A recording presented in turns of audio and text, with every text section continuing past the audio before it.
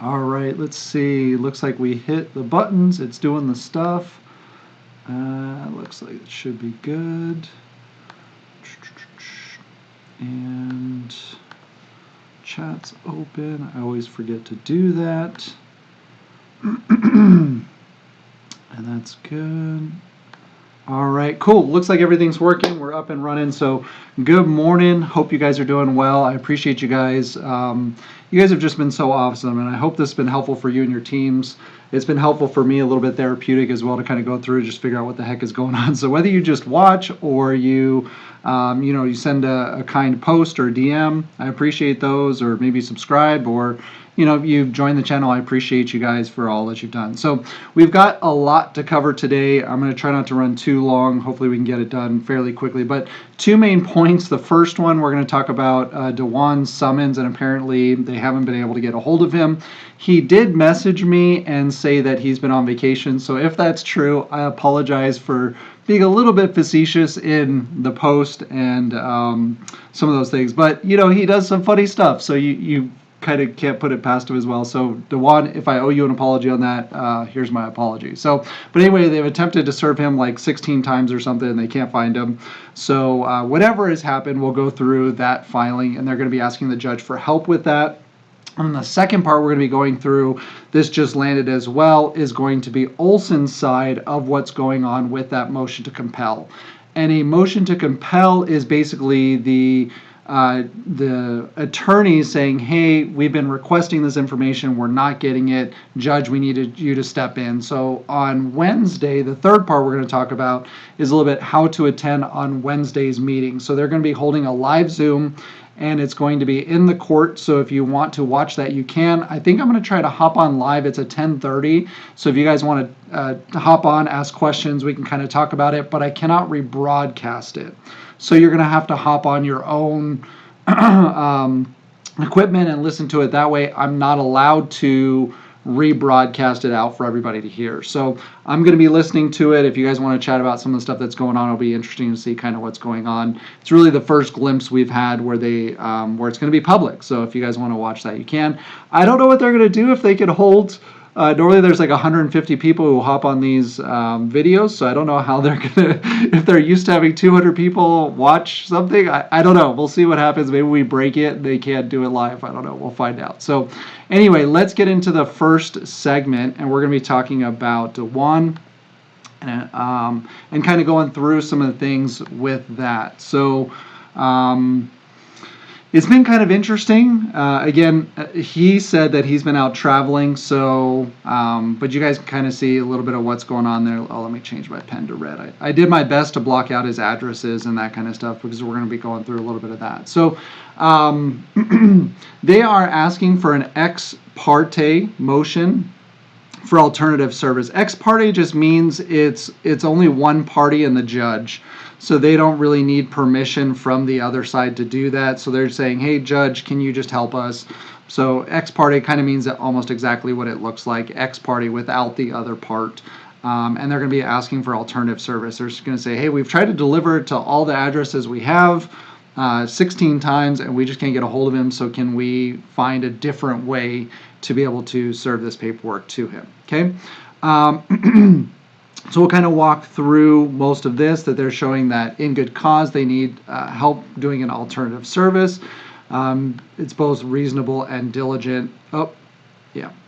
And so they're going to go through kind of the statements of facts of what's happened so far.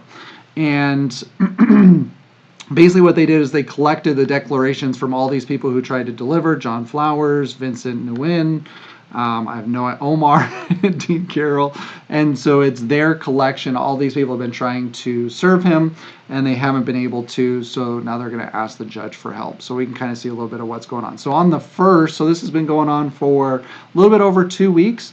They tried to send it to his home in the Placerville address. That's why this is blocked out here. They said they didn't, nobody really responded there. On the second, they tried to do it at the same address. Electric gate was closed, no response. They tried it on the third, same address. that they knocked, but nobody answered. On the 4th, they tried to process as well, same address, none of that really worked. On the 5th, same thing as well. Then on the 7th, same address, no answer at the door. On the 7th again. Now this one they're trying to do at a potential office, and I guess in San Jose. I don't know if he had an office out there, but apparently it came from WFG's former address for Cofield, because normally you say like what address you want your mail and everything to go to, so I guess that one's on file somewhere. And that had been converted to GFI. However, the process server learned that this address was an address for Transamerica Financial Advisors and its affiliates, and no one answered the door. On the 7th, they also tried to process personal service in Woodland Hills, another address that they had on record for him. They spoke to a couple tenants who said they didn't know him, and while the third tenant said he was just no longer working at that location. On the 8th, they tried to process it as well at a Minnesota Avenue. I don't think that's the state Minnesota. I think it's Minnesota Avenue address. Yeah. So no one answered the door. They found the business entrance door was locked. Then on the 8th, they tried to do back at the home, the Placerville address. Then on the 8th and the 15th, they contacted for defendants and asked whether they had contact information for Cofield. And he had previously submitted a declaration in support of the positions against the motion for temporary restraining order.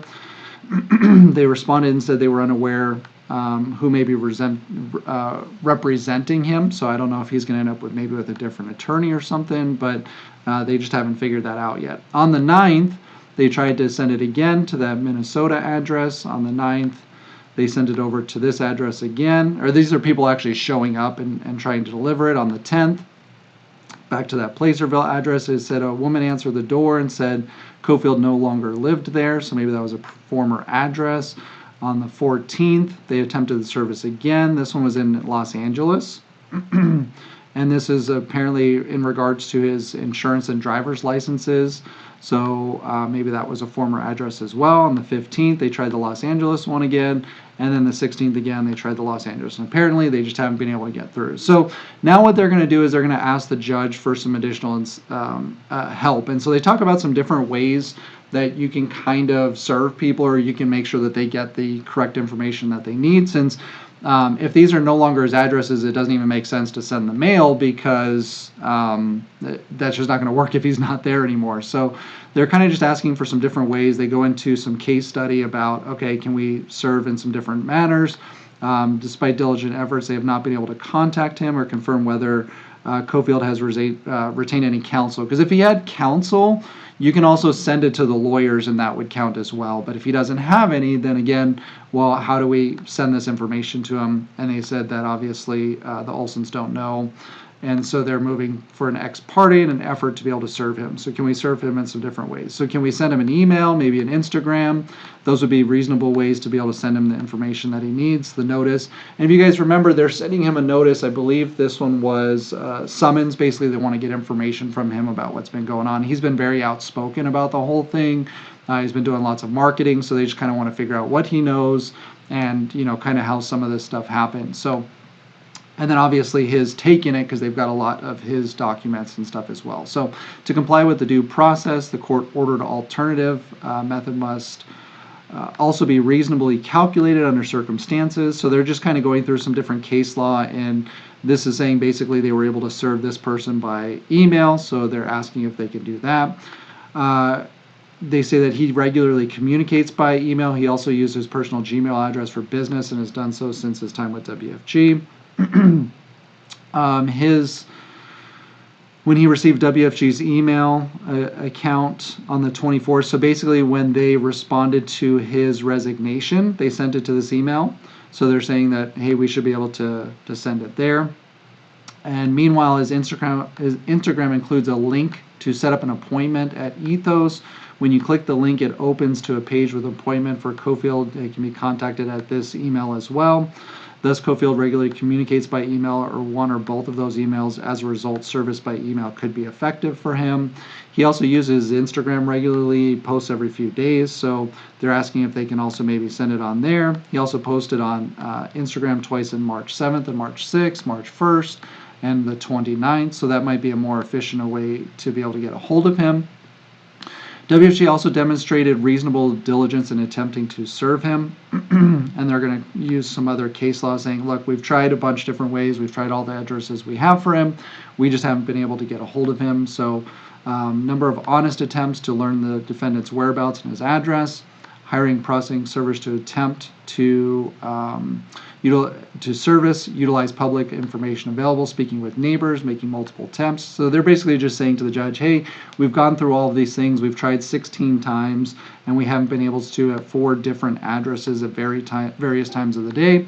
Moreover, WFG process servers spoke with the residents when possible to determine his whereabouts if they knew. Maybe if he had told them he was on vacation or if he had moved or whatever, so they're trying to get information from other people who might know as well. Lastly, they conducted a TransUnion report and a queryant report to determine alternative possible addresses to the effects of Cofield's. Thus, they've demonstrated reasonable diligence in attempting to serve him personally. So they haven't been able to do that. They're going to talk more about a couple other cases that allowed them to do by email in attempts to hopefully be able to do that. And so again, they're just kind of going through saying, look, we've gone through public records to find a physical address. We have not been able to find one. Moreover, Cofield uses email regularly to recruit and communicate with customers. So can we use an email? Courts have also permitted service by social media as providing actual notice. It's kind of interesting. So they're talking about some case studies here as far as being able to use social media. Moreover, courts have allowed service by email and social media where there was evidence that the parties being served regularly use those means to communicate. Courts have permitted service by social media where defendants actively use social media and refer to the lawsuit on the internet. Oh, that's interesting. So if you refer to a lawsuit on the internet, I guess that opens you, I don't know if that makes a difference or not, to being served. If you're going to talk about the lawsuit on the internet, then they can serve you on the internet. That's kind of interesting. Oh, I never even thought about that. So here, service by Instagram to Cofield would provide actual notice. Cofield constantly uses his Instagram several times per day and multiple posts per day. So they're asking if they can be able to do that as well. So kind of your thoughts on that, but this was dated the 19th, so they tried basically from the 1st to, I think the 18th was when this was posted, 17th, 18th. So tried for 2.5 weeks to be able to get all of them. They haven't been able to. So that's something that they're going to be discussing on Wednesday's meeting as well, on top of the information about the motion to compel. So that's really what we've got on that aspect of it. So I don't know your guys' thoughts, if that seems like adequate notice there. And then we're going to switch over to what's going on with Eric Olson. So if you guys remember the video from Friday, and if you haven't watched that, I think you'll still get the context from it. But basically what's happening is they're going back and forth on the information around Eric Olson and the discovery. So basically what was supposed to happen was once the judge says, hey, you can do discovery, then you're allowed to start collecting information. Because basically WFG is trying to figure out what's going on, right? They haven't been privy to a lot of the communications that are going on outside. So what they're asking for is, hey, we want phone records, or text messages, stuff that's on social media, the different applications that the team uses, that kind of stuff, what was said, and all of that. So they've been trying to collect that, something like, I don't know, I think it was over 90,000 text messages since September and something like 75,000 emails since September. That's a ton. I don't know if you guys feel like that's a lot. That seems like a lot, but also I guess if you have what does he say, 20,000 or 10,000 people on his team, I don't know. I guess that's a lot of communication that's got to go out to maintain something like that as well. So who knows? That's possible as well. So, but basically they were giving a bunch of excuses on why they were not going to give up the information. So they're objecting to things like, they're saying, hey, well, we got terminated on January 25th, so why do you need the communication of anything before that? We'll give it to you for after, but not for before. And it's like, well, there were 3-4 months of recruiting WFG agents or you planning these types of things long before it actually happened in January. So we would like to know some of the communications that happened there. And so they're trying to attempt to get some of those things. We'll do we're going to kind of run through this fairly quickly because it's kind of a repeat. We've gone through it a couple times. But if you're newer and you don't really know what's going on and you kind of want to get caught up, we'll do that fairly quickly on kind of the introduction, what's going on and how we got to this point. Through the table of contents, there's going to be a bunch of case law that they're going to kind of go through. So the introduction, this is going to be WFG's effort. So this is Olson's response on why he's doing what he's doing. And so he's kind of making this case that, he's been with them for 20 years. He built this business that's $200 million and more than 20,000 agents whom he's recruited and trained. And what happened was WFG stopped him when he wanted to leave. This is what he's saying. This is his claim. So in this attempt to stop him, he first tried to transfer the business to his wife under the Heritage Program. So under the Heritage Program, you can transfer your ownership to somebody else. But when he told WFG of his plan, WFG told him its spousal transfer program was canceled. So basically, they wouldn't allow him to do it. Mr. Olson then sought to sell his business, as many of his predecessors has done, but Mr. Olson was told WFG of his plan. WFG claimed to eliminate that program too. After it became clear that Mr. Olson would not stay under any conditions, WFG fired him. And the people who fired him took over his income stream. Now, this is kind of in contrast to what WFG says. WFG says, well, they don't disagree with stopping the Heritage Program, but their side of it is that, well, we didn't really know what his plans were. And if you understand the anchor leg strategy, a lot of what Olson had used and his team had used of moving people over. And so when Eric actually got terminated for cause, and there's also a video about that if you want to read that, what happened was they caught him kind of on both sides, right? Or not just him, I guess, necessarily, but there were other people who were doing the exchange or the anchor leg strategy where one spouse was on one side, the other spouse was on the other side, and then they're moving people over in between, moving clients and agents over. And so that's when he got terminated. And WFG says that it's for cause because you're not allowed to do that.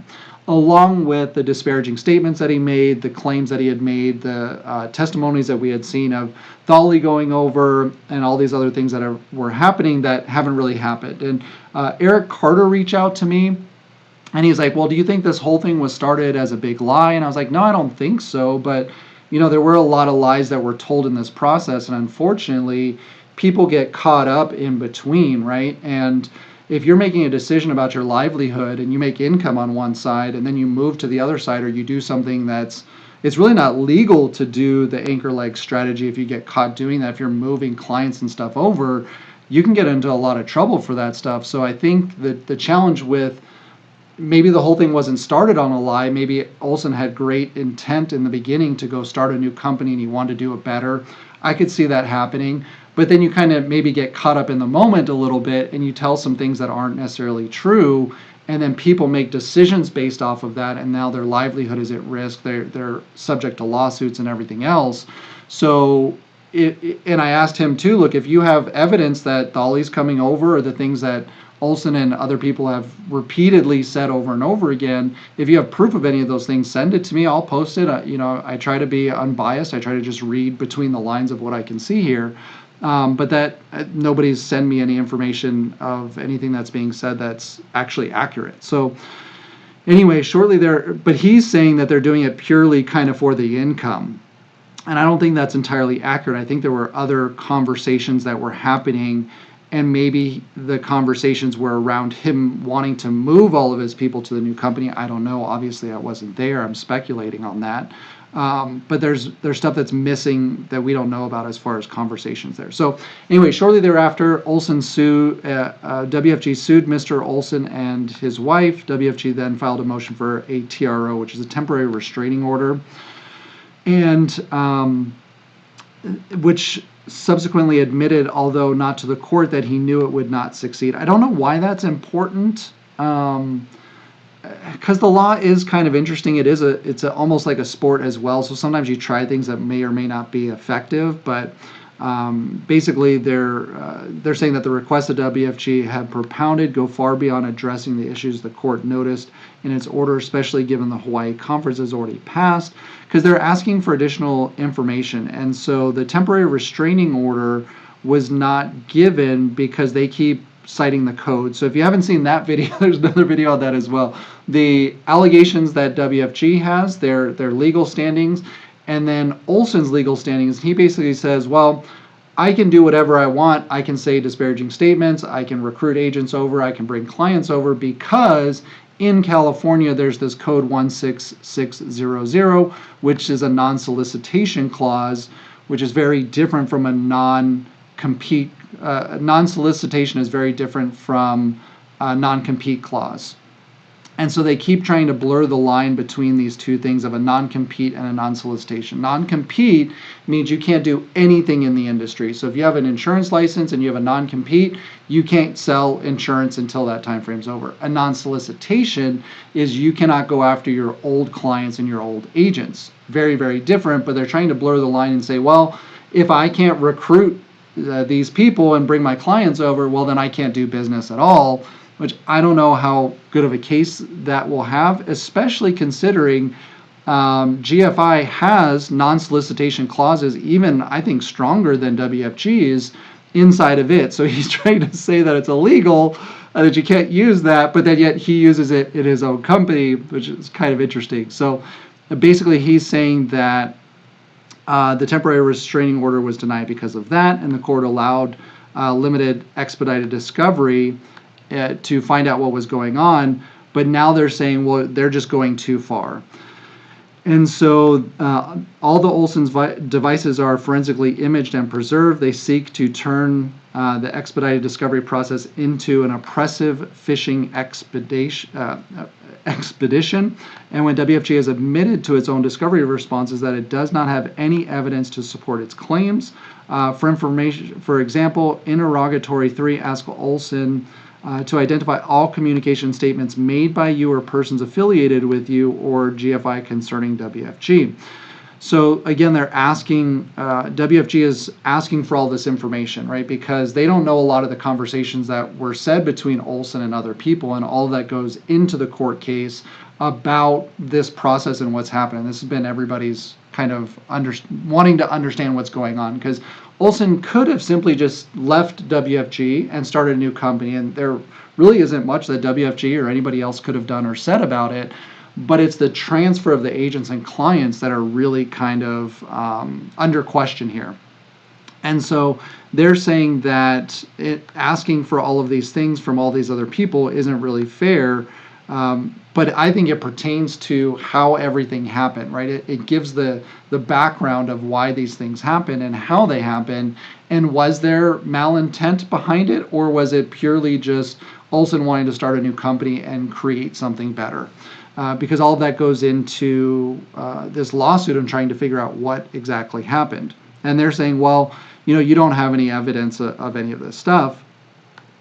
And he's saying, well, it would encompass any statement Olson or his counsel made to 20,000 plus agents who fall within the sweeping definition of you, regardless of time or period, whether the statement had anything to do with the limited scope of discovery. So again, Olson's side is trying to argue that it's too broad. They're trying to get everything narrowed down, which I feel like WFG had. If you watch that other video, WFG was willing to tailor a lot of these things, right? They don't want information about you saying happy birthday to grandma and, happy anniversary to your wife. They don't need to know that information. They just want information pertaining to the case.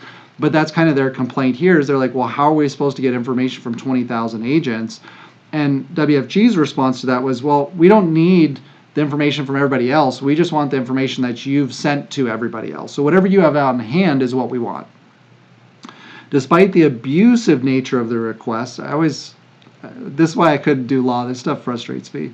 So on the request of Olson, immediately collected and imaged all the potential sources of the documents, sought to apply reasonable limitations so that he could actually comply with the request and begin meeting and conferring with WFG, a process that was still underway at the time that WFG filed its motion. In its motion, WFG complains that Mr. Olson has not produced a single document. So to this point, I don't remember exactly when that discovery was given, but it's been 2.5, 3 weeks. Basically, they were supposed to turn over stuff within 5 days. They haven't turned over anything to this point. But this statement is incomplete because it does not explain that WFG derailed the production by waiting 8 days until the close of the business day on Friday night, on the night that Mr. Olson was set to produce documents, to provide its comments to Mr. Olson's proposed stipulated protective order, which included a one-way AEO carve-out for WFG's favor to request that Mr. Olson run additional search terms beyond the broad term 25 terms, which include the term WFG. He has applied already. Mr. Olson agreed to do so, at least to get a hit count by Monday. Therefore, this could occur. WFG filed the instant motion. So they're saying that WFG is the one that's kind of stalling. WFG is saying that they're the one that's stalling. So they're saying that it lacks merit. WFG seeks documents from the time that Mr. Olson worked at WFG, which are obviously directed to its underlying claims rather than any ongoing activity that can threaten irreparable harm. So they're disputing giving documents from before, because WFG said, well, we want to stop people from being recruited. And if you guys have been watching, there are over 7,000 agents was the last post. They can't help but share their stuff. So I think there are over 7,000 agents now. And so this is an ongoing thing, but they're saying, well, we don't need to turn over this information from before because it's not an ongoing activity. And every day I get, I wouldn't say every day, but every other day or so, people are like, hey, these people just left. Hey, we just had some more people leave. This is what's happening. They're going to GFI, whatever. So it is something that's still happening all the time. And so they're saying that it's not, and that's why it's not important to turn over that information. They also argue confidential information and forthcoming with document production. He explained that he would exclude anything he received from WFG after this termination, or would look with him that could remotely fall within WFG's definition in its employment agreement. Okay, so they're going to talk a little bit about WFG. This is more from Olson's background, talking about WFG, that he has to recruit and he does his sales. WFG makes hundreds of millions of dollars, that he signed a contract. These are the clauses. So you're not supposed to take other agents. You're not supposed to solicit, induce, or entice in any other way or any other manner persuade or attempt to persuade any individual who is current WFG agent or whom the agent had business contact with on behalf of WFG or its affiliated or related entities to terminate or alter their agent relationship with WFG and join a compelling organization. So they're saying this is what he broke. WFG is saying that, and then provides that this agent will not use, disseminate, or reveal other information on behalf of WFG as an authorized WFG provider, confidential information, trade secrets, etc., etc. And all of the personally identifiable information, confidential and proprietary records, data information. So if you remember, they were doing basically like a hit list of agents. So they were going through kind of top performers. That way they knew who to focus on. If this guy doesn't come, well, I know who the top performer in his team is, so I can go target that guy to come over. So acquired and made disclosed to any agents or assistants the value. So basically they want all of their information back. Any personally identifiable information deems to be confidential by applicable state and federal commonwealth. So including the list of WFG agents and their identities and contact information. So Eric Olson, they talk about him building Pinnacle. This is kind of his history of building a company of over 20,000 agents. This is all still background. Olson leaves. So in October 2023, Olson informed WFG that she was terminating. She then shortly started GFI. WFG terminates Eric Olson and takes his multi-million-dollar business. So they offered him $20 million to stay. He refused on January 22nd, and once he received a letter from WFG claiming to fire him, that he violated his contract and legal obligations, he was terminated. Okay. They also started terminating agents who they suspected had some association with Mr. Olson. Mr. Renendez was terminated purportedly for violating restrictive covenants that he has defended Mr. Olson in a group chat. Mr. Welsh's wife was terminated for violating the same clauses because her husband was associated with GFI. These agents did not work at GFI prior to their termination. And as is traditionally done, WFG threatened its agents with lawsuits if they breached their restrictive covenants and encouraged others to share Mr. Olson have been terminated for cause. So this is where it gets convoluted, I think, in what they're saying, because they're saying, well, he wasn't officially at GFI working, right? And this is how Olson has been able to avoid, and Pinnacle, I guess I shouldn't just exclude Eric, but they've been able to avoid lawsuits because they say, well, that person's not working over there, but their spouse is. You see what I'm saying? And then one stays with WFG and moves the agents and the clients over to the other. But right here, they're saying, well, it's not fair. You terminated them for no reason. They were not working at GFI, even though they're moving stuff over to their spouse's code number. So you see how that's kind of deceptive? And they're like, well, they weren't working there. You just fired them because they know Mr. Olson and they supported him. And that's not true at all. They were sitting on the fence. One spouse is on one side, one spouse is on the other side. Very, very different from what they're saying here. They're not just threatening with lawsuits. They're saying, did you break your WFG contract? And if you do, then you're up for lawsuits. They're not just trying to sue people, at least from what I've seen. And if you guys have something else, tell me. But if they're breaking those contracts and they're bringing over agents and clients, well, then they're breaking their contract, which opens you up to lawsuits. Very, very different than them saying that they're purposefully like going after Eric's friends who didn't do anything wrong. They're still working at WFG the way they normally would. Very, very different from the accusations that he's kind of filing here. So Mr. Olson files concurrent and opposing actions. So on the 25th, they filed this action for a temporary restraining order. And the same day, Olson sued WFG in this district. They are, so there's two sides. One of them is Olson's side saying that, or WFG's side is saying that unfair competition law, tortious interference, conversion, breach of contract, and the covenant of good faith and fair dealings. And that's what Eric broke. And then on the other side, Eric's saying, well, that code in California, the 16600, says that you can't have a non-compete clause, so he's able to do basically whatever he wants. And so all of these are kind of pending and waiting for now. Days after filing the temporary restraining order, WFG's lawsuit against them is held, so basically they're waiting for everything to happen into California. So court denies WFG's motion for temporary restraining order. And I think this is important. I know it's kind of silly and we just walk through this, but your First Amendment is so important. I guess so is the Second Amendment. And there's probably a debate there on which one's more important because you can't really have the first without the second.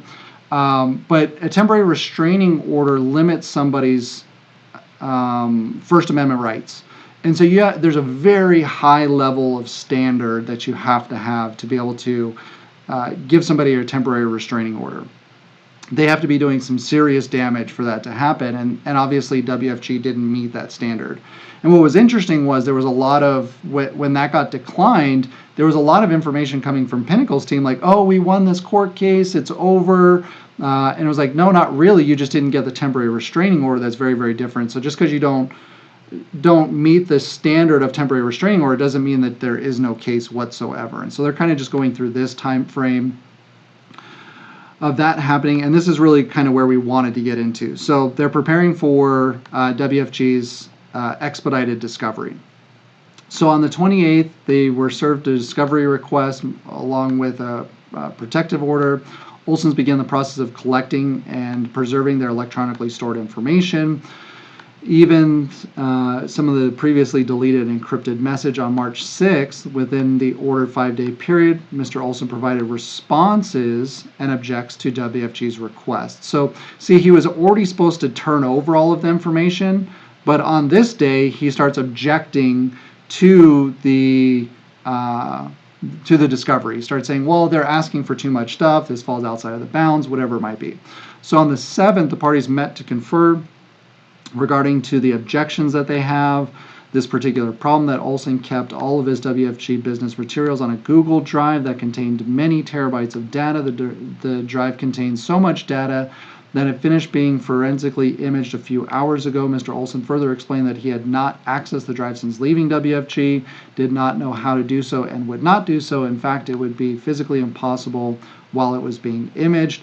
So again, they're playing with these dates. They're saying, well, you know, I haven't accessed it since I left WFG, so that has nothing to do with what happened to prior. So they're kind of playing a little bit of a game there. On March 7, Olson sent over a modified draft protective order reflecting the protections necessary for the case between competitors, involves workers against whom WFG might retaliate.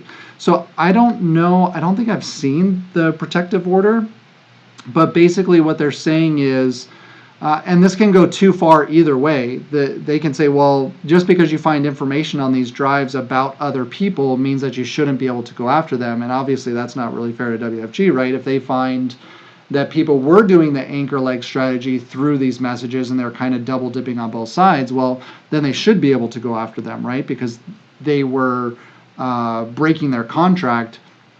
It's not just because they're friends of Olson and they don't like them, it's because they were breaking their contract.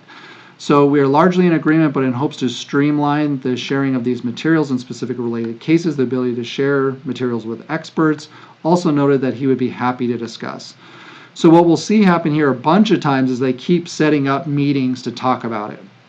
So on the 8th, they demand an update, close of business. Mr. Olson explained that his expedited collection and review efforts to date include collecting Mr. and Mrs. Olson's documents without any screening as to obtain the comprehensive universe of potentially responsive matters, right? Like, I'm not saying this is happening, but if they were having marital issues, right, and they're arguing about something, then obviously WFG doesn't need to know about that. So that protective order can kind of limit some of those things of what gets out. So it can be used for good, it can be used for bad, just like anything else.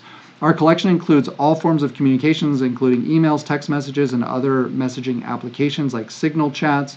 We're collecting from phones, emails, and other cloud-based storages. We have been working and are as quickly as we can, and vendors to collect and upload all this data. So at that date, they had gotten over 350,000 emails from Eric and Sandra, and over 75,000 that were dated from September.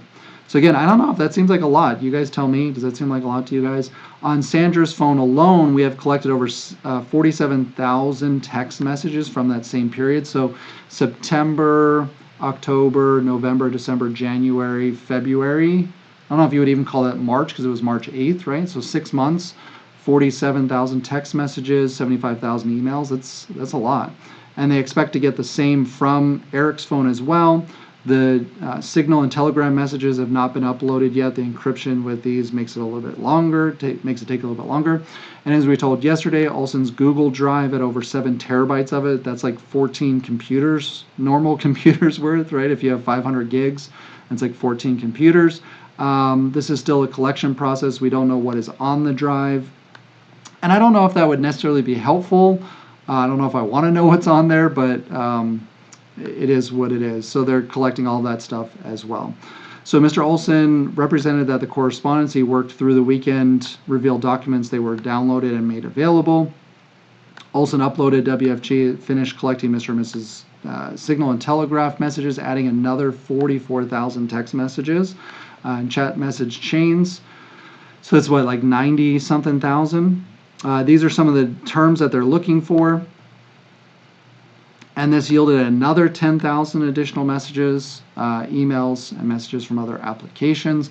So they're kind of trying to limit some of the things. And the challenge that WFG was saying is, well, what happens if he text messaged somebody and didn't refer to any of these things, right? So if he didn't mention the word WFG in that message, but he was saying, disparaging things about the former company or practice company or whatever he used, they might not get that data. So you can limit it too much. WFG still has not responded to Mr. Olson's proposed protective order. So they're kind of using that as not being able to move forward. The parties met at conferred again. So they met again on the 15th, prepared these documents, but WFG still not agreed to the protective order. WFG advised for the first time since Mr. Olson had sent its proposed protective order that it would not agree to a protective order that didn't include a carve-out from the California standard order allowing their employees to review Mr. Olson's confidential information, and that it would send comments after the call. So they're disagreeing on that carve-out as far as the protective order goes, so it hasn't been able to move forward. On the same call, WFG also asked Olson to run additional search terms and documents, including GFI, but could otherwise identify the complete list of terms it sought.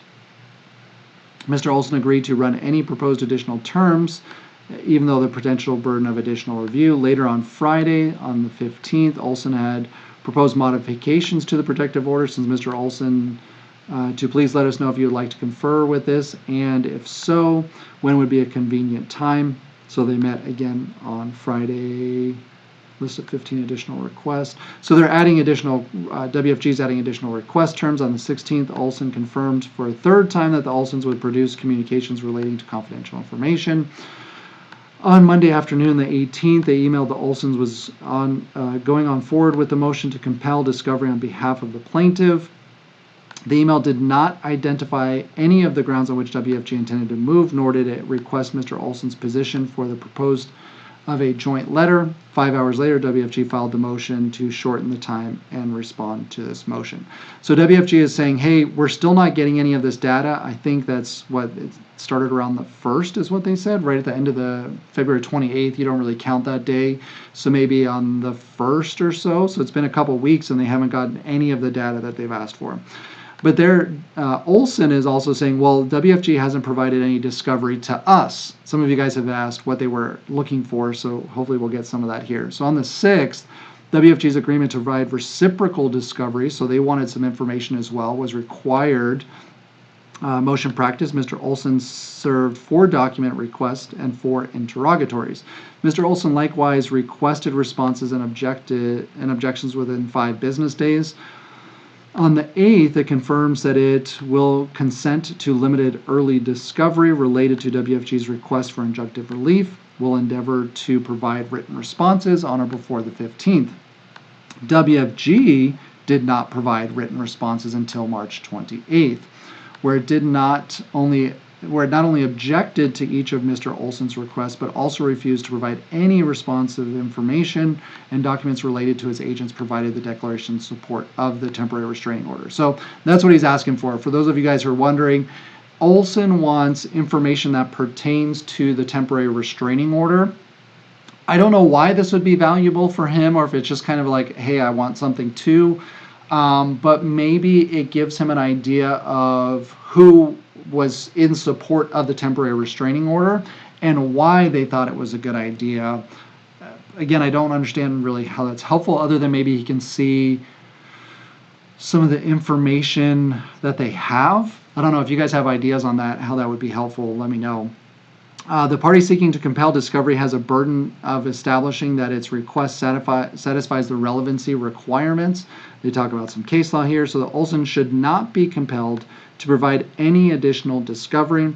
The scope of the expedited discovery at issue should be driven by the court order and guaranteed by the fact that all parties cannot and should not be required to compact a whole year's worth of discovery into a few days. So they're saying they need more time. Which is kind of weird, because they could have turned over something, right? And at least said like, oh, this is the point that we've gotten. Here's what we've gotten so far. But basically, they're saying that that has not happened thus far. So early Hawaii meeting has already occurred. The encrypted messages, which now have been captured and forensically preserved. Nonetheless, the Olsons have agreed to provide WFG a sweeping discovery regarding its claims. This discovery satisfies the Olsons' obligations and basically goes against WFG's motions for 2 different reasons, which is interesting. Can you, is it still complying to gather the information but not turn it over? I don't know. It's like we took a step in the right direction. We just haven't turned it over yet, but we have it. So that should be good enough, right? It's like, well, that's great, but I can't read it if you have it. Mr. Olson's responses are reasonable under the compressed circumstances at issue and intend to give WFG a robust discovery on its claims that the Olsons are currently improperly soliciting WFG agents to work for them and disparaging WFG. Mr. Olson even used the search words WFG to capture any communication by him or Olson or anyone from WFG about WFG in the prevalent period. Mr. Olson has worked swiftly and continuously, including over weekends, to provide documents. The only reason WFG has not had any of its documents is refused to agree to the protective order and does not include a one-way carve-out in its favor. So they're arguing right now over the protective order. They're basically saying, we're not going to send you any documents until you agree to this protective order. And WFG is saying, well, we'll sign yours, but we need a carve-out that if we find information here that we can go after other agents that have done stuff that they're not supposed to be doing. That it shouldn't just be, well, we found out the information, now we can't do anything with it. Part of getting the discovery is, okay, well, who moved over, why, what was the communication, were they spreading other misinformation out there? So Olson's team is basically saying, since they won't sign the protective order, we're not doing it. WFG is saying, well, if we can't get some stipulations on that protective order, then we're not signing it. And so that's basically what Wednesday's meeting is going to be about, is how do we actually resolve some of these things. So the discovery WFG is asking for contravenes the principles of limited discovery informing the court's order because it is broadly fishing and trying to develop claims for conduct that occurred while Mr. Olson was working for WFG and seeks to settle the Olsons with erroneous obligations based on restrictive covenant that the court has already held is not likely legal. So again, they're playing a game here with that whole California 16600. They're basically saying, well, since that's true and we should not have a non-compete clause, then whatever Olson did during the time of being with WFG doesn't really count because you're allowed to compete, and so that non-solicitation and everything else falls off. So what they're trying to say is, well, we're allowed to recruit, we're allowed to bring clients over because that's solicitation. And so even though we did solicitation, since the California rule says that you're not allowed to have a non-compete, see how they're kind of blurring the lines between the two? So they're saying, well, we don't need to turn over any documents that pertain to the solicitation because under California law, that's not legal. So they're kind of already taking the stance that they've won that argument. And so they're not going to send any documentation that shows soliciting because they've won the argument in their eyes already. So they're basically saying, well, since that, and their reason for saying that was because of the temporary restraining order. So its arguments omit key facts, which it's waiting to provide clients on the protective order until Friday night. On the date Olsons were going to provide documentations. After sitting on the Olsons versions, they proposed stipulations for 8 days. It claims that the court found that the discovery was narrow. So the court already said that all of these things are acceptable. If you remember, the judge originally said you can have discovery, but you have to limit these things. Like, we don't want to know what Olson did when he was 12 years old, right? That's like way outside of the scope. So they have to make sure it's narrowly tailored. But what Olson is saying is that they did not tailor it enough, even though the judge said it was okay. So I don't know how that argument kind of holds up, but WFG did not attach any discovery to this motion so that Mr. and Mrs. Olson could object. The court signed WFG's proposed order allowing the discovery before the Olsons were able to provide any objections. So they're objecting to it now. That's why they're not giving up any of the documents. And it claims that it needs this discovery for its preliminary injunction, while failing to acknowledge that the court found no evidence of irreparable harm, and only 2 issues exist the court mentioned already have been addressed. So they're saying there's only 2 arguments that we have to respond to in these arguments. And the first is that all documents and communications relating to the evidence of the creation of GFI and its independent contractor meeting and its registration. So they're saying they're agreeing to this, right? Yeah. So they're saying this one, WFG concedes that GFI was created in October, more than 3 months before WFG wrongfully terminated Mr. Olson. The creation of GFI, therefore, cannot have anything to do with WFG's claim that the Olsons are currently improperly soliciting WFG agents and disparaging WFG. So all of the message I get from WFG are contradictory to this exact thing, right? They're still talking to our guys. They're still saying things that are inaccurate. They're still pulling them over, and they're saying, well, because he was wrongfully terminated, first and foremost, these words are important, wrongfully terminated, so he didn't do anything wrong. It has nothing to do with the claims of improperly soliciting WFG agents and disparaging them. So they've already taken that part of the argument off the table on Olson's side. So they're saying anything that has pertained to with that, we're not helping you with. So moreover, WFG intentionally omitted GFI and its defendants in this case because it filed a duplicative claim-splitting lawsuit of GFI against Wyoming, which the judge there has stayed. Stayed means that they're not moving forward with that case until this one happens, under the first filed rule. So they're going to go through it in California. They'll take the judgment from California and then basically decide what they need to do in Wyoming. To the extent that WFG is trying to develop evidence for its suit against GFI, it should seek that discovery from GFI directly, not Mr. Olson. In any event, the discovery is not circumcised to any of these issues in court identified.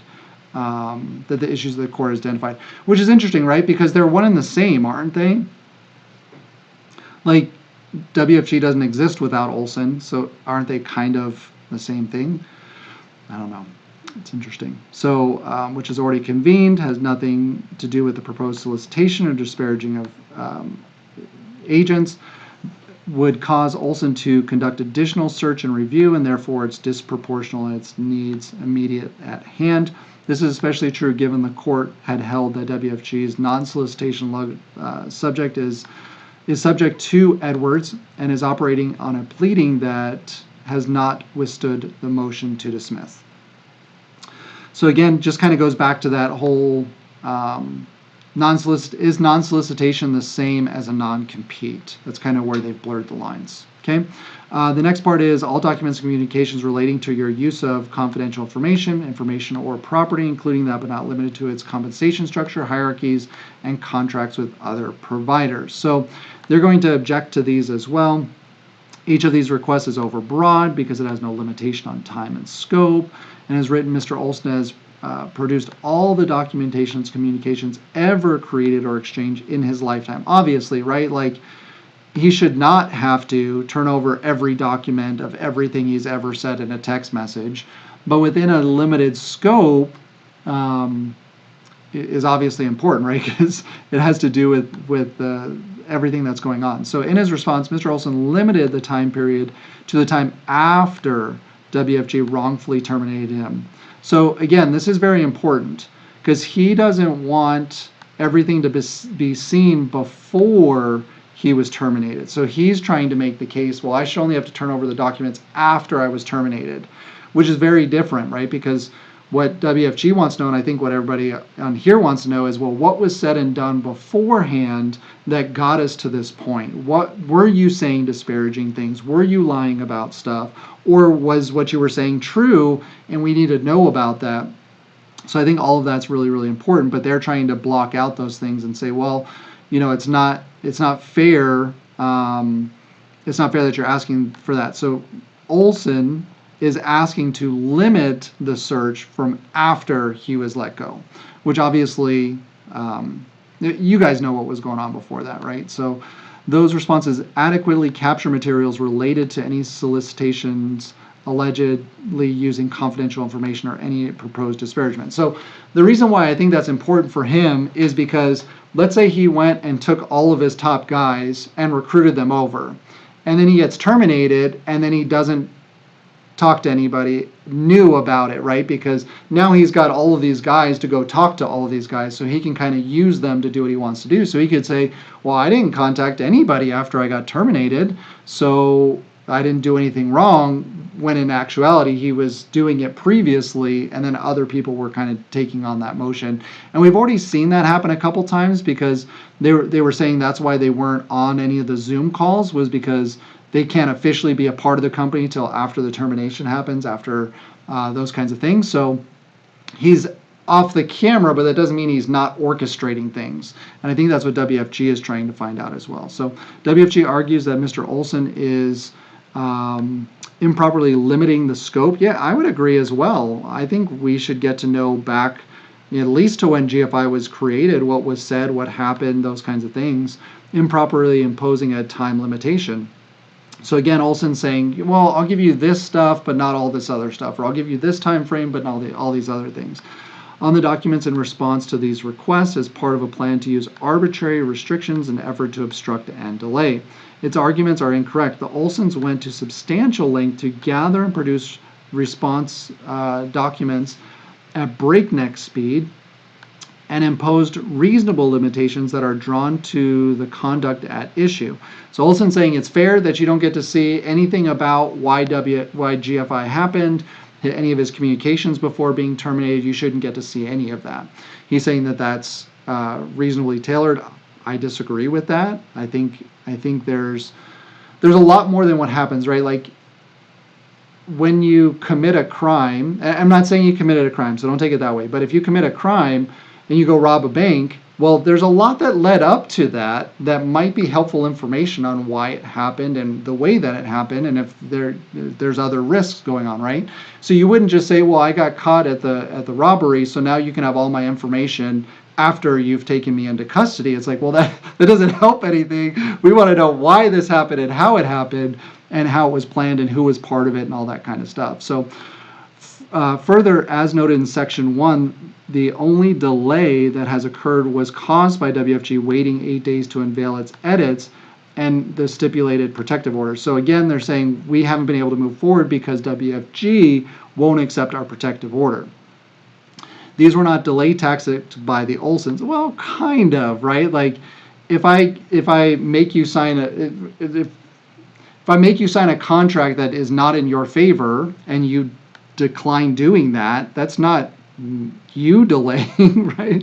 You're like setting limitations on things. So limitations are reasonable for at least 3 reasons. First, they accord the purpose of limited expedition discovery. Second, they allow the Olsons to meet their obligations without incurring unwarranted burden. And third, the Olsons of broad search terms will elicit all responsive communications regarding WFG and the parties identified in WFG's First Amendment complaint. All right, WFG's argument that it is entitled to a full-blown merits discovery is incorrect. So WFG is correct that discovery is generally broad. However, that is not the case for expedited discovery, which needs to be targeted to the issues at hand and feasibly to comply within the limited time frame allotted to complete it. The limitations imposed the Olsons serve both of these purposes. WFG claims that it is suffering an ongoing irreparable harm because the Olsons are soliciting WFG agents in violations of their obligations to use confidential information, and they are disparaging WFG in its contravention of this particular section of their employment contracts. Conduct that supposedly occurred while Mr. Olson worked for WFG is not relevant to these claims or any injunctive relief WFG would obtain. Well, obviously, like we know that all of this stuff is still happening, but they're saying that it's not. Okay, they're going to kind of go through some case law here and talk about this We Ride case. While evidence regarding Mr. Olson's conduct while at WFG could be relevant to WFG's claims and merits, it is inappropriate here for many reasons, okay? I would love to hear this. Why is that inappropriate? First, early discovery is meant to be narrowly tailored, okay? Not to go off the merits, okay, got it. More case law. WFG's attempt to justify its efforts to obtain complete merits discovery on its claims because of Rule 26 generally allows discovery, ignores these established principles. Do you guys get that? Do you feel like WFG is asking for too much stuff? If you remember in the last one, they conceded to just through September. So September through basically, I guess, March now, end of February at that point. So they conceded on that aspect of it. They said, okay, that's fine. You're right. We don't need all these other things. Let's put September as a date and we'll gather information from there. We're not asking for the last 5 years, but they're saying that it's still not tailored enough. Expedited discovery. Second, WFG ignores that the district court has already found WFG has failed to show a likelihood of success on the merits of each claim. and that a motion to dismiss is pending amongst all of them, granting WFG complete discovery on its claims at this stage solely on the grounds of broadly worded discovery requests is inappropriate.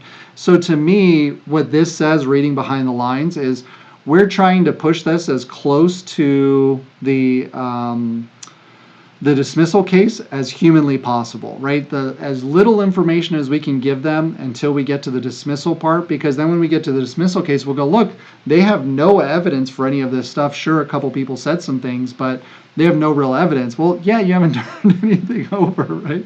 So they're saying that it's inappropriate. Third, as described below, the burden of extending the temporal scope of the request of WFG's demands is not commensurate with the facts and the circumstances of the case. Again, right, because Olson didn't do anything wrong until he was terminated. He was terminated for no reason, and that's why you should only be looking forward to the things that he did after that, because he was just perfect, upstanding citizen, never did anything wrong, and then all of a sudden you guys terminated him for no reason whatsoever. And so then if he started doing things wrong, that's the information that we'll give you, is basically what they're saying there, which I think goes against everything that the case is about. So WFG separately argues that Mr. Olson cannot impose a time limitation and must produce every existing document with any connection to its claim, no matter how tenuous or remote. I don't think that's exactly true. I think they're fibbing here as well. No, we said from September. They were willing to cut that down. WFG attempts to reframe its fishing expedition on the merits by arguing that Mr. Olson's past activity is directly relevant to the alleged future intent to continue this misconduct. Well, yeah, kind of, right? Like, if you have been sleeping around on your wife lots of times, then chances are you will continue to do so, right? Like, I don't know why that's... again, it just seems to me like they're just pushing it off. They're just trying to find anything to argue about and then not move forward. Yeah, because it is directly relevant. If you've been moving people over prior to being terminated and that's why you were terminated, well then, yeah, you're probably still doing it because nobody stopped you from doing it. That's what the temporary restraining order was supposed to help with. So anyway, and then they're complaining that that would add 50% more work. Man, those poor guys, to produce all the necessary documents. Could you imagine that? Whew, 50% more work to do it all. Sorry.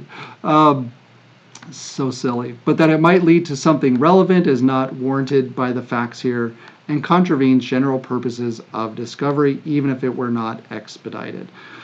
Olson's burden of discovery should not be doubted or doubled for many reasons. First, WFG admitted it knew the temporary restraining motion was not going to, or that the temporary restraining order was going to lose. Second, WFG failed to produce any evidence of irreparable injury in support of the motions of the temporary restraining order, which the court denied.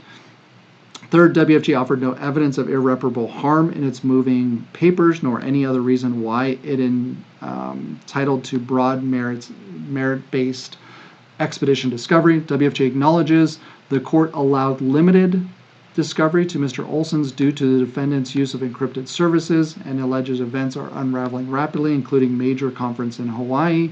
None of these concerns remain. The Hawaii conference has come and gone, and Olson's have collected and preserved all the encrypted messages. So we shouldn't have to turn it over because I don't think they actually did. I don't think that actually ended up happening.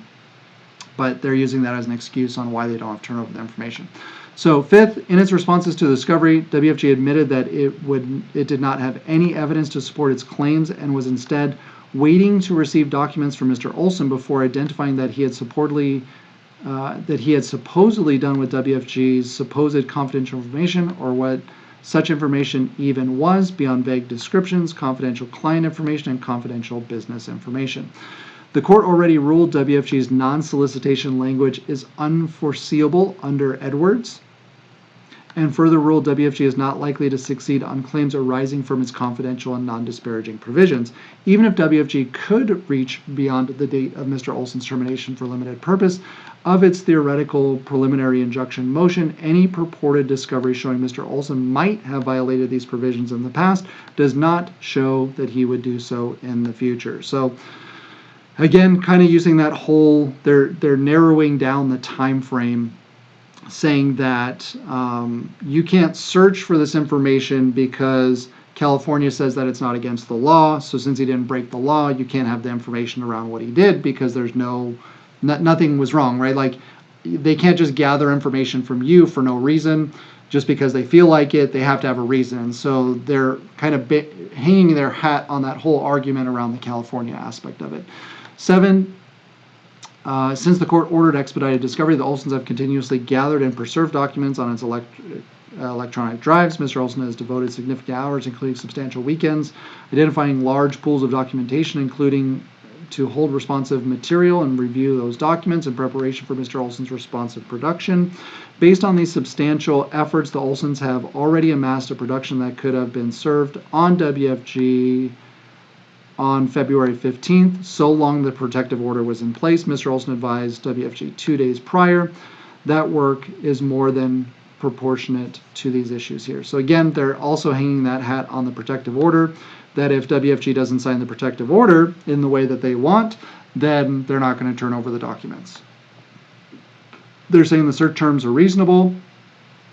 WFG did not explain why additional search terms it wanted until Friday night. Yeah, because I think WFG is kind of going, okay, if we're going to limit this for you and we're going to, give up some ground, here's some of the things that we would like search for, and then they're kind of adding to that. WFG filed for its motion to compel on Monday in midst of this process. The search, they're making it sound like they're turning over all of these documents. Do you guys get that in this language too? They're like, well, but we captured all of the documents. It's like, well, yeah, but you have them. You haven't turned them over yet. So it's nice that you have them, but we haven't gotten them. And it's nice to have confirmation that 75,000 emails and 90,000 text messages are relevant to what information we've given you thus far. Here's some more things we would like to look for, but that doesn't mean we've gotten them. So it's very, very different. The term WFG alone should capture any relevant communication to anyone at the company about the company. So to provide substantial discovery of WFG's claim, confidential information to solicit WFG agents and disparagement. And I think part of the challenge too is in discovery, I don't know how much you're able to go back and forth. Like, if you don't ask for it up front, I don't know if you can get the data and go back and say, hey, here's more relevant information we want. I don't know exactly how that works. So it seems like they're trying to be as inclusive as they can kind of in the first go around. WFG knew of the search terms for a long time, but raised their 11th hour request for additional information, which go far beyond the scope of limited discovery by this court.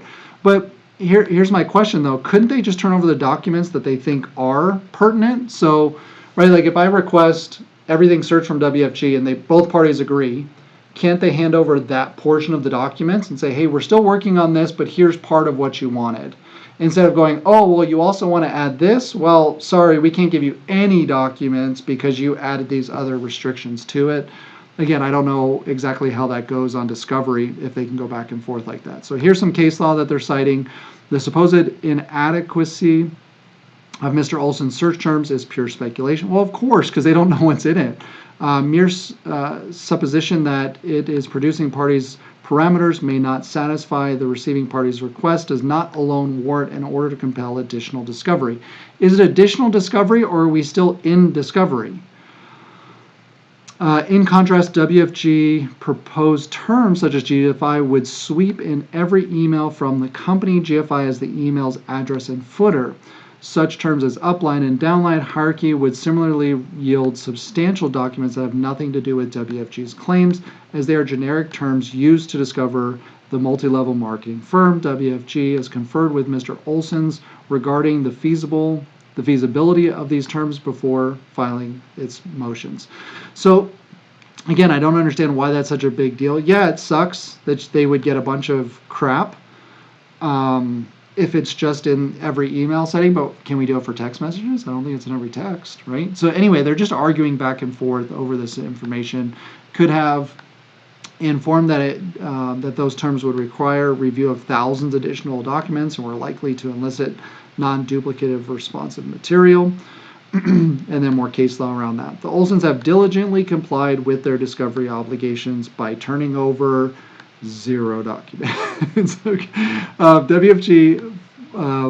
WFG's final claim that Mr. Olson has entirely failed to respond is easily disproved by Mr. Olson's extensive effort to confer with WFG and accommodate its requests.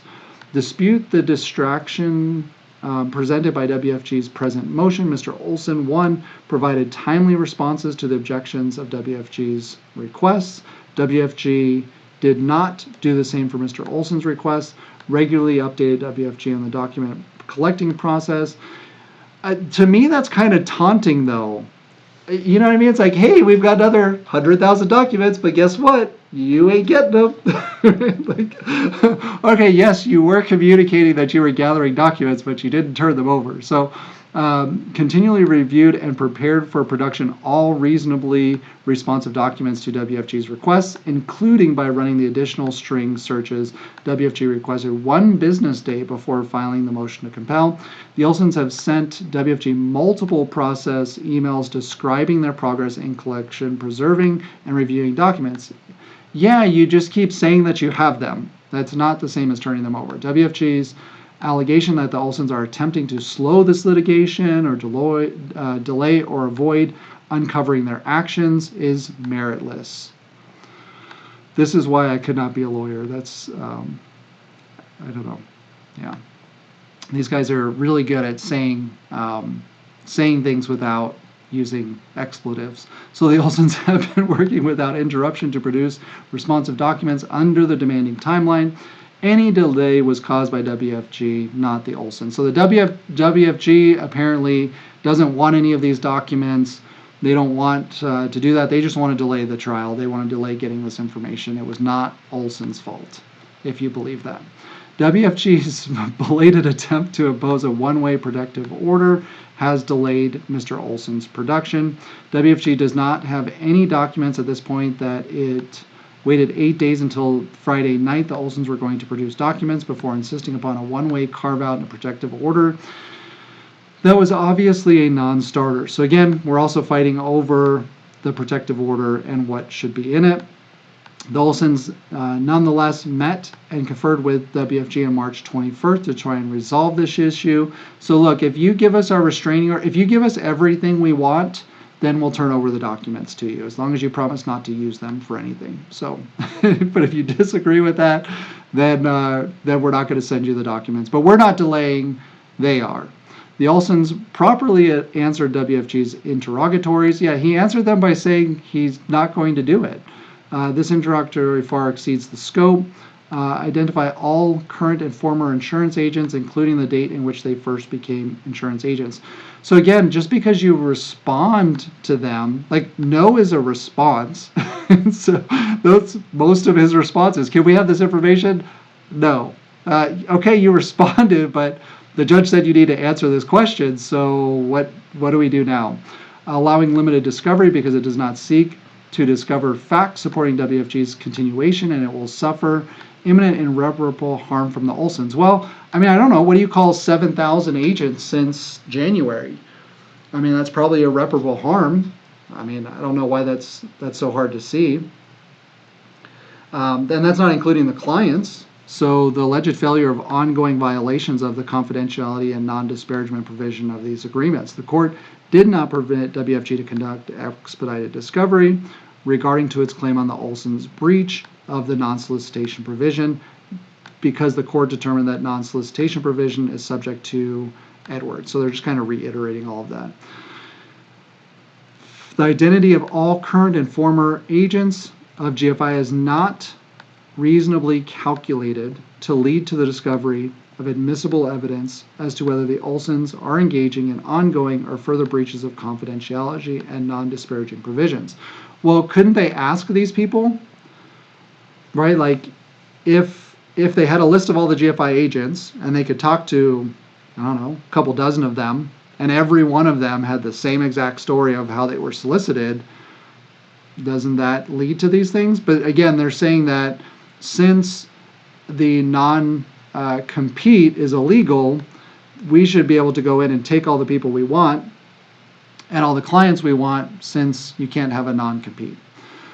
Request of this information is relevant to whether the Olsons breached the non-solicitation provision. So since it has to do with non-solicitation, we don't have to turn it over because you're not supposed to have a non-compete clause.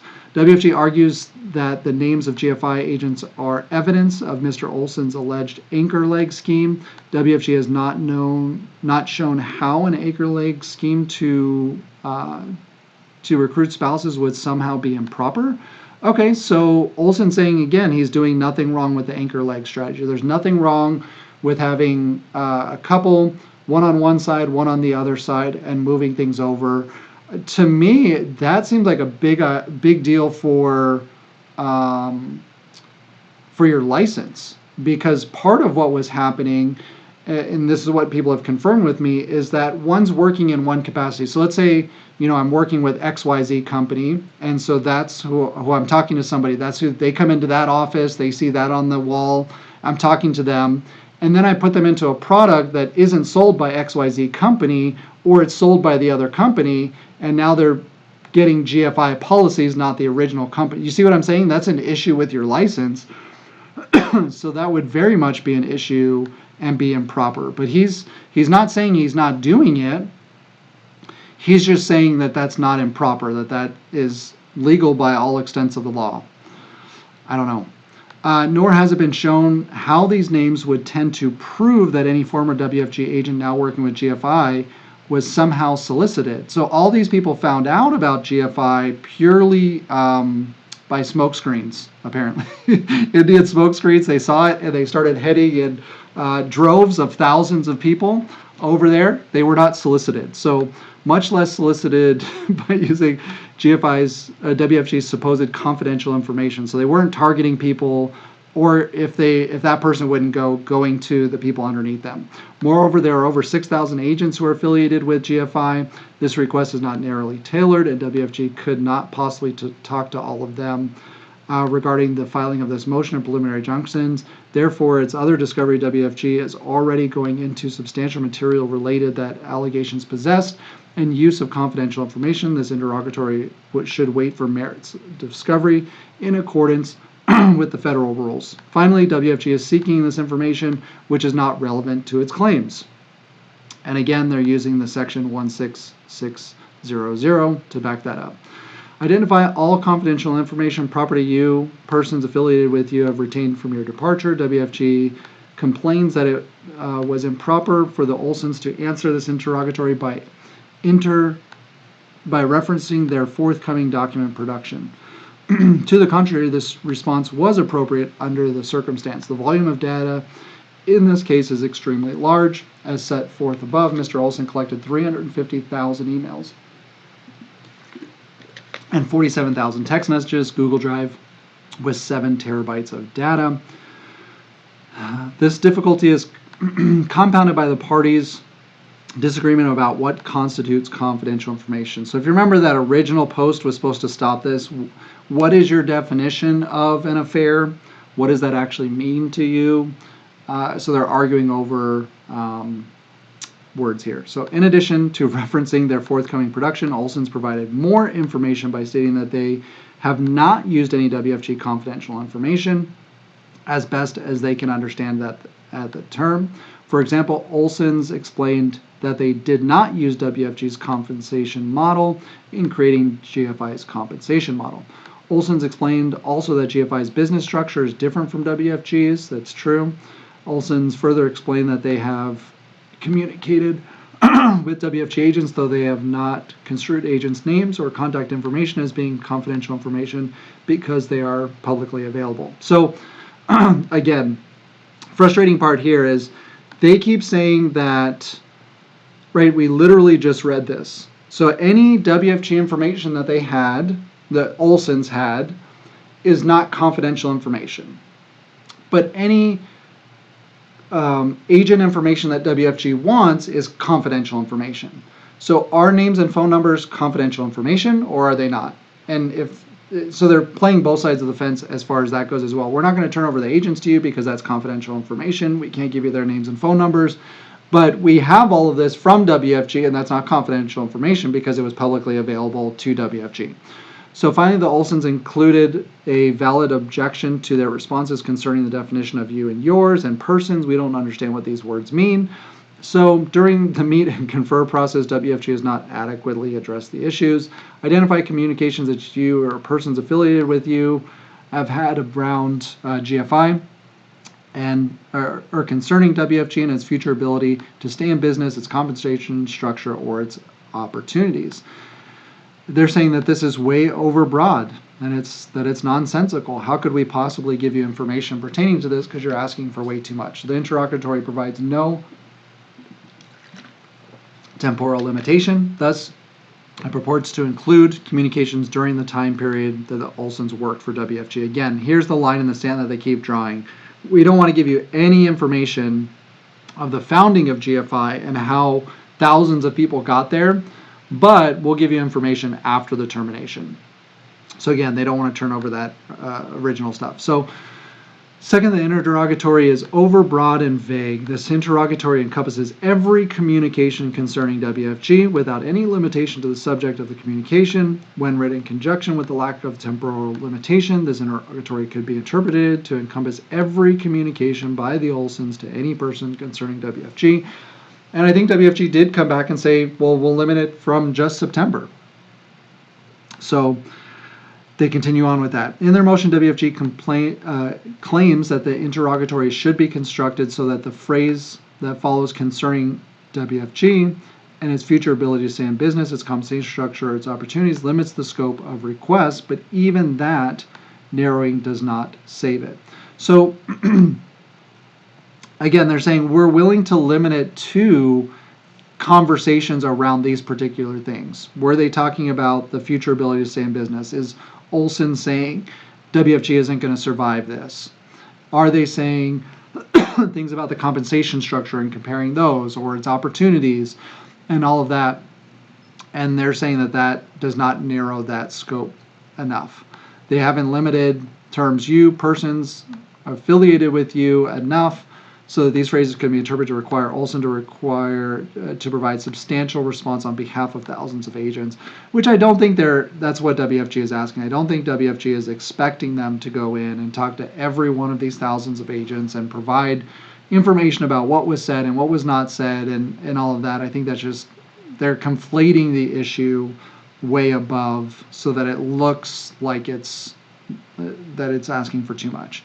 Second, the interrogatory remains vague. There are terms like opportunities and compensation structure. What do you mean by those words? And there is no need for this information in light of the documents that WFG will receive, which include Olson's communications to WFG anyway.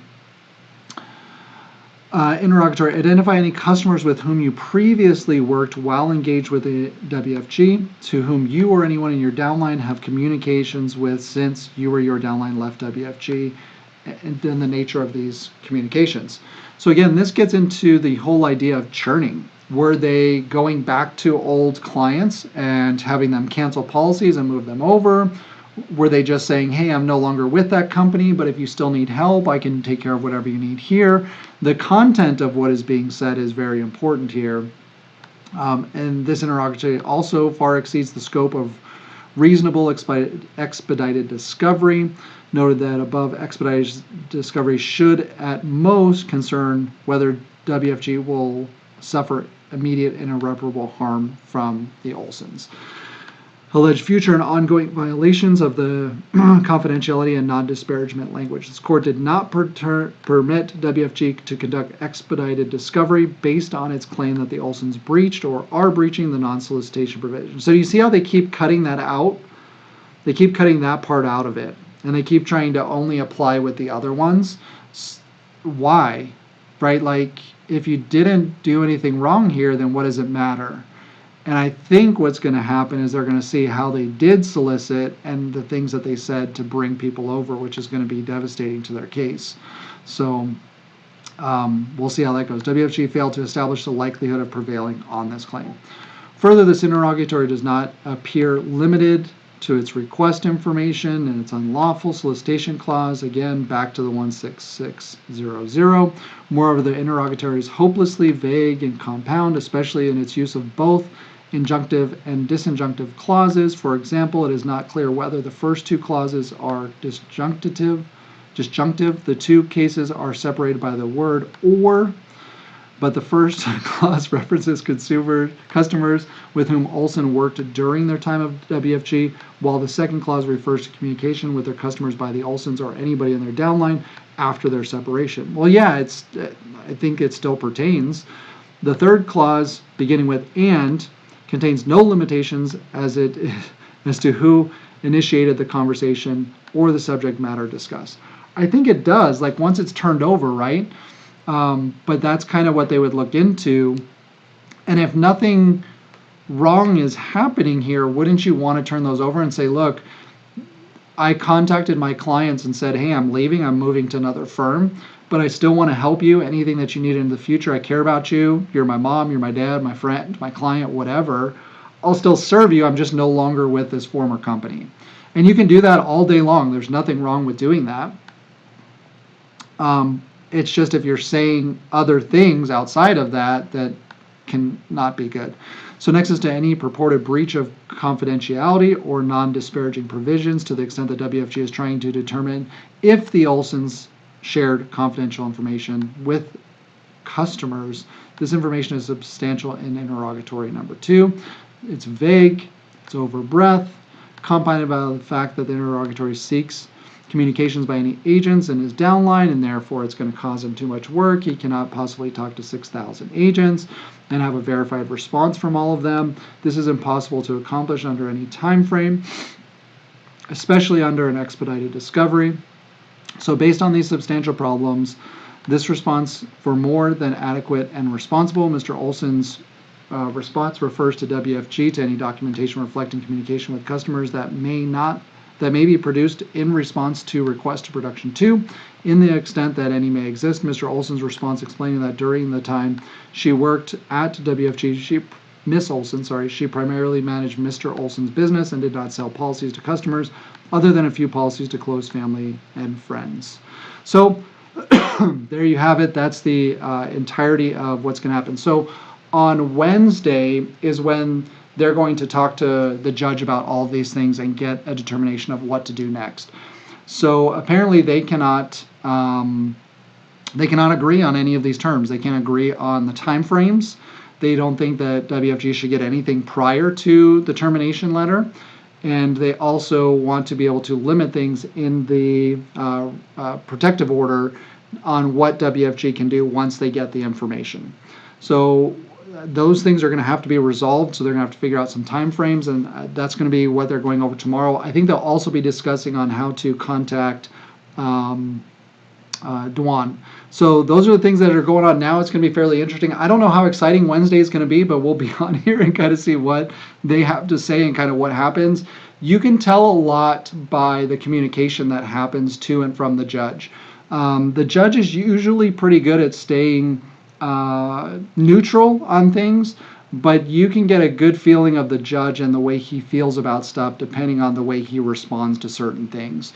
So that could be very telling for what's going on into the case and kind of how he feels about everything. But this is basically where it stands. From there, I imagine he's going to give some kind of order.